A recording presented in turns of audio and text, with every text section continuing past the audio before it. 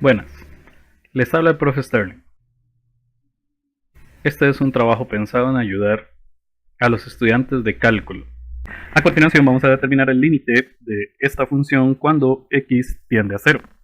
Lo primero que debemos de recordar es el hecho de que la cosecante de un ángulo cualquiera siempre va a ser igual a 1 sobre sen de ese mismo ángulo.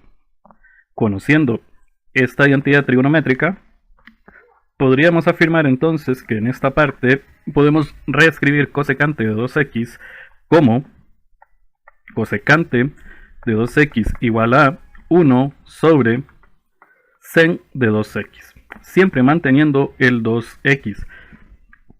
¿Para qué me sirve esto? Bueno, recordemos que el límite es cuando x tiende a 0. Entonces, podríamos intentar convertir esta x en 0, lo cual sería 1 sobre sen de 2 por 0. Y de eso podemos deducir que como sen de 2 por 0 en calculadora me da 0, entonces la función que tenemos dentro del límite se nos indefine para x igual a 0.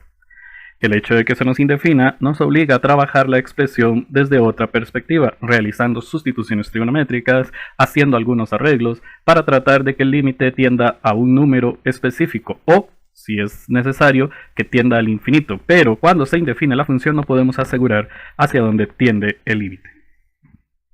Conociendo esa información, entonces vamos a tratar de que esta expresión se me convierta en otra que nos ayude a trabajar de forma más eficiente. Por ejemplo, si tenemos x a la 2, podríamos escribir x a la 2 solo multiplicando ahora en lugar de cosecante 1 sobre sen de 2x por, y aquí debemos de recordar que la razón cotangente de un ángulo es lo mismo que decir coseno del mismo ángulo sobre sen del mismo ángulo. Utilizando esta identidad trigonométrica, nosotros vamos a reescribir la función de la siguiente forma. Ahora, en lugar de escribir cotangente de 2x, vamos a escribir coseno de 2x sobre sen de 2x.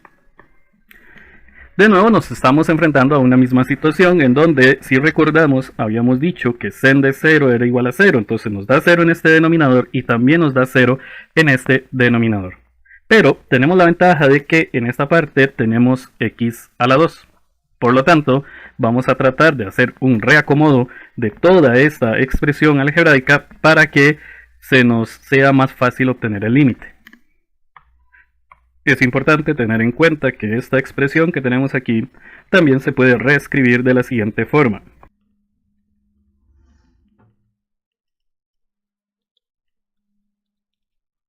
Tenemos que tener en cuenta que escribir todo esto de aquí es exactamente lo mismo que escribir esta parte de aquí. Esto pues por la siguiente situación, si podemos observar, en esta parte tenemos la x repetida dos veces multiplicándose una con la otra. Entonces podríamos reescribir estas x de aquí, una sobre el sen y la otra sobre el otro sen, con el objetivo de tratar de llegar a alguna parte donde sea fácil de sustituir la x por 0. Ok, a continuación vamos a reescribir esta expresión de la siguiente forma.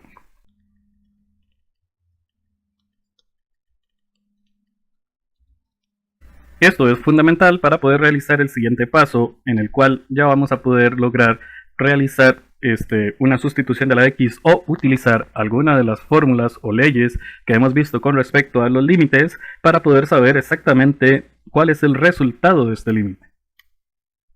A continuación nos vamos a detener específicamente en una de estas dos fracciones para realizar un proceso mediante el cual vamos a obtener otra expresión que equivale a esta, pero que me facilita el cálculo del límite. Tendríamos entonces que la fracción original es x sobre sen de 2x. ¿Qué podemos hacerle a esta fracción para poder resolver el límite? Bueno, podríamos escribir en el numerador x sobre x. Pero si hacemos eso en el numerador, para que el procedimiento sea válido, también tenemos que hacerlo en el denominador. ¿A qué me refiero? Nosotros colocamos el numerador dividiéndose entre x. Entonces, en el denominador también vamos a colocar la expresión dividiéndose entre x.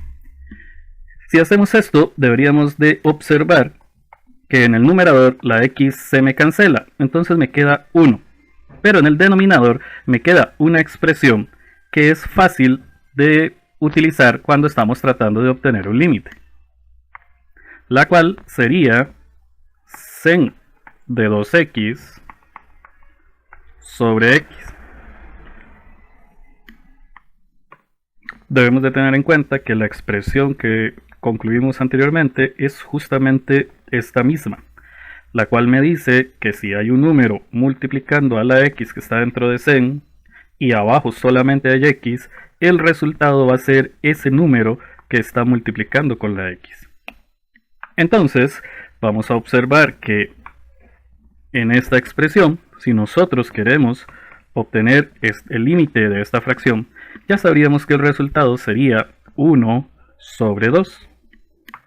Pero primero vamos a reescribir estas dos fracciones utilizando lo que obtuvimos en esta parte. Es decir que x sobre sen de 2x es lo mismo que escribir 1 sobre sen de 2x sobre x. También lo hacemos con la otra fracción. Esto multiplicado por cos de 2x. Recordemos que todo esto equivale a la expresión que estaba en el límite original. Entonces ahora podemos reescribir el límite original como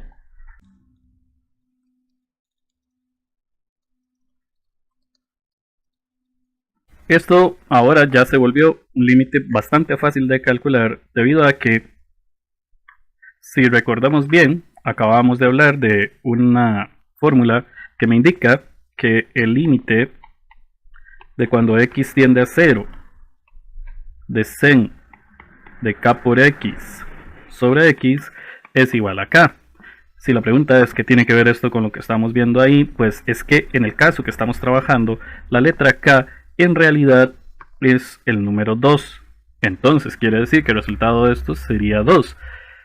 Pero si observamos, esta situación se ve en el denominador de esta fracción.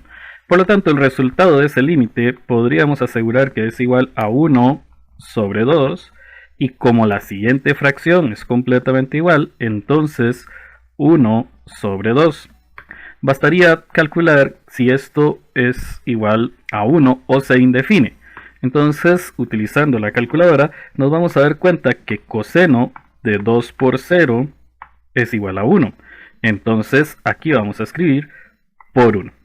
Realizando esa multiplicación podemos estar seguros ahora sí que el límite de cuando x tiende a 0 de la función que teníamos originalmente es igual a 1/4.